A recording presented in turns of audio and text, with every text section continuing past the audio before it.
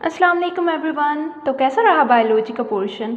मतलब बनाने वाले ने क्या कमाल किया है। इतना इजी पेपर पर ऐसा घुमाया है कि सब परेशान हो गए हैं कि आखिर ये बायोलॉजी का पोर्शन आया कहाँ से है। तो बेटा बिल्कुल ही इजी पेपर बनाया गया है। अगर सिर्फ कंसेप्ट भी क्लियर किया होगा ना तो ये क्वेश्चन सॉल्व करना आपके लिए बिल्कुल ईजी रहा होगा। कैसे देखें, कह रहा है कि if the check points regulating cell division are altered, ठीक है, check points regulating cell division की अगर अल्टर्ड हो जाएं तो फिर क्या होगा। बेटा चेक पॉइंट्स का क्या काम होता है कि ये सेल की डिवीजन और ग्रोथ को रेगुलेट करते हैं। अगर यही अल्टर्ड हो जाएं तो फिर अनकंट्रोल्ड सेल डिवीजन होगी। अनकंट्रोल्ड सेल डिवीजन, इन वर्ड से कुछ याद आ रहा है? ये तो कैंसर की डेफिनेशन है ना। तो सिंपल क्या होगा यहाँ पर, कैंसर होगा। अनकंट्रोल्ड सेल डिवीजन, तो उसकी वजह से क्या होता है, कैंसर होता है। सिंपल अगर इनकी डेफिनेशन भी याद होगी ना तो ये क्वेश्चन तो 1 मिनट नहीं 10 सेकंड में कर लिया होगा। Then Sara's mother kept fruit in a storage room. अब ये दोनों क्वेश्चन देखना कितने ईजी है। ये वही वाला काम है कि खोदा पहाड़ और निकला चूहा। देखो कितना इजी है। Sara's mother kept fruit in a storage room, ठीक है, सारा की मदर ने स्टोरेज रूम में फ्रूट रखा और उसने ऑब्जर्व किया कि डिकेइंग फ्रूट पे जो है वो फंगस की ग्रोथ हो रही है। तो अब इस सिनेरियो के हिसाब से फंगस को हम किस में क्लासीफाई करेंगे? तो सिंपल बेटा, डिकेइंग फ्रूट पे अगर किस चीज़ की ग्रोथ हो रही है मीन्स कि वो उससे अपना खाना हासिल कर रहा है। तो ये सिंपल किसकी डेफिनेशन है, सैप्रोफाइट की। तो यहाँ पर हम फंगस को किस में क्लासीफाई करेंगे, सैप्रोफाइट में, simple. Then Ahsan felt pain in a throat. अब ये क्वेश्चन देखना, मतलब कोई बच्चा भी कर ले। कह रहा है कि एसन को जो है थ्रोट में पेन फील हुआ for which he was prescribed antibiotics, जिसकी वजह से उसे एंटीबायोटिक प्रिस्क्राइब की गई। After a day of taking medicine he feels better. Medicine लेने के बाद उसने बेटर फील किया। The infection in such a case can be caused by. अब बताएं कि इन्फेक्शन की वजह क्या है। तो बेटा सिंपल हमें पता है एंटीबायोटिक किस वजह से देते हैं, जब क्या होता है, इन्फेक्शन कौन करता है, बैक्टीरिया। कितना इजी था, बच्चे वाला क्वेश्चन बिल्कुल। चलें अब खुल गया। अब क्या कह रहा है, the non protein part of a conjugate enzyme if loosely attached is called, ठीक है। ये अगर एंजाइम पढ़ा होगा ना तो बिल्कुल ईजी है क्वेश्चन। कह रहे हैं कि भाई नॉन प्रोटीन पार्ट अगर एंजाइम के साथ लूजली अटैच्ड हो तो उसे क्या कहते हैं। तो सिंपल उसे क्या कहते हैं, कोफैक्टर कहते हैं। और अगर टाइटली अटैच्ड होता तो उसे क्या कहेंगे, prosthetic group. Then a scientist observe a cell. अब ये क्वेश्चन देखना, मतलब बहुत अच्छा पेपर बनाया है। बनाने वाले को वैसे सैल्यूट है कि इतने इजी सिलेबस में से भी इसने इस तरह से पेपर बनाया है। बहुत बहुत अच्छे टीचर हैं जिन्होंने भी बनाया है।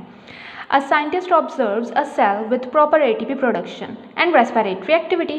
कह रहा है कि भाई सेल के अंदर एटीपी प्रोडक्शन भी सही हो रही है, रेस्पिरेटरी एक्टिविटी सही हो रही है, बट अनअसेंबल्ड प्रोटीन। पर प्रोटीन क्या है, अनअसेंबल है। तो कौन सा ऑर्गेनल डिसफंक्शनल है? तो भाई एटीपी प्रोडक्शन सही है मीन्स माइटोकॉन्ड्रिया सही है, और प्रोटीन बनी है पर अनअसेंबल बनी है, तो मतलब ये दोनों भी सही काम कर रहे हैं। सिंपल अनअसेंबल नहीं हुई तो ये किसका काम है, प्रोटीन को असेंबल करना, पैकेज करना, ट्रांसपोर्ट करना, ये तो गोल्जी अपैरेटस का काम है ना। तो यहाँ पर कौन सा डिसफंक्शन हुआ होगा, that is Golgi apparatus. Then the process that takes place on the inner membrane of mitochondria is। अब यहाँ पर ये वाला क्वेश्चन थोड़ा सा ना बनता नहीं था वैसे। अब हमने क्रेब्स साइकिल थोड़ी पढ़ा है, लेकिन चलें कर लेते हैं। कह रहे कि वो प्रोसेस जो कि इनर मेम्ब्रेन ऑफ माइटोकॉन्ड्रिया में होता है तो उसे क्या कहते हैं, वो कौन सा है, that is electron transport chain. जबकि साइटोसोल में तो ग्लाइकोलाइसिस होती है और ये दोनों मैट्रिक्स में होते हैं। ठीक हो गया। Then in a forest, one species of bird diverges into different species adapted to different food sources। अब कह रहे हैं कि फॉरेस्ट में एक स्पीशीज जो है डाइवर्ज हो गई है डिफरेंट स्पीशीज़ में फूड सोर्सेज की वजह से। तो अब बताएं कि इस एवोल्यूशन को हम क्या कहेंगे। तो बेटा सिंपल इस एवोल्यूशन को क्या कहेंगे, वर्ड से ही जाहिर हो रहा है, एडेप्टेड। तो यहाँ पर कौन सी एवोल्यूशन कहलाएगी, ये adaptive evolution. Then if an insecticide is spread in a grassland ecosystem. अगर इंसेक्टिसाइड को स्प्रे करते हैं ग्रासलैंड इकोसिस्टम में तो फिर कौन सा ट्रॉफिक लेवल अफेक्ट होगा।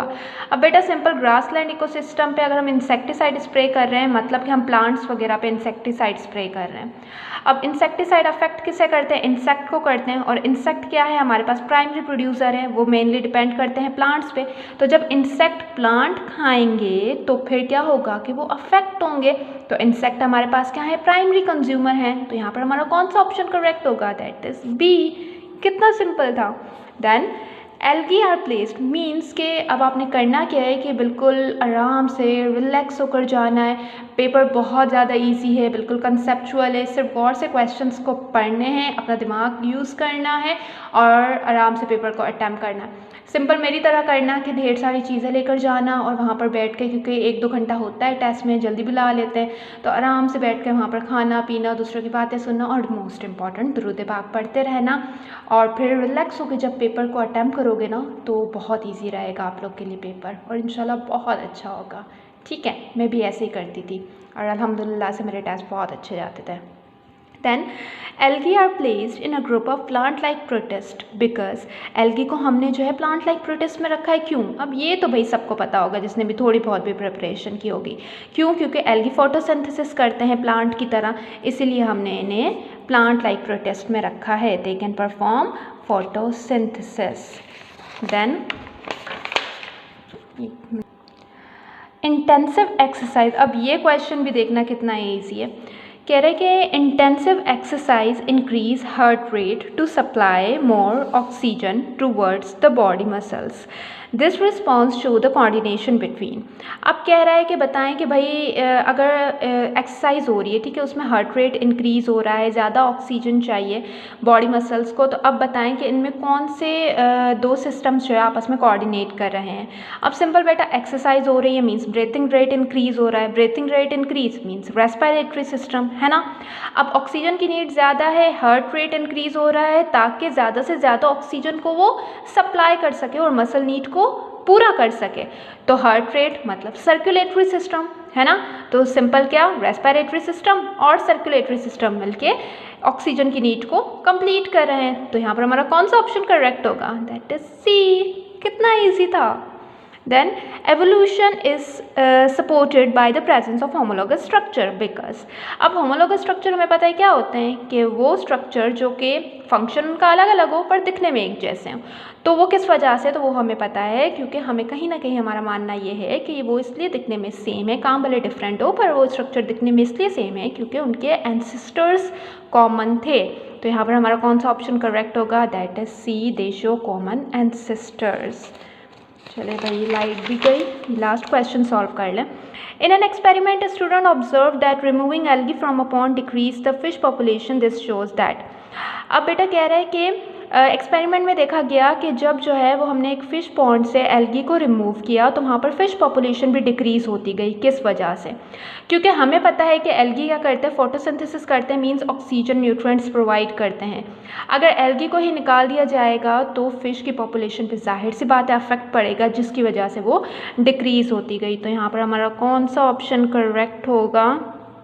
algae harm the population, algae provide carbon dioxide, algae reduces water quality, the survival algae consume the population of fish।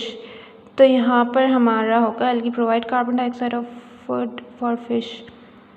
हाँ, यहाँ पर ये वाला ऑप्शन हमारा करेक्ट होगा कि वो कार्बन डाइऑक्साइड प्रोवाइड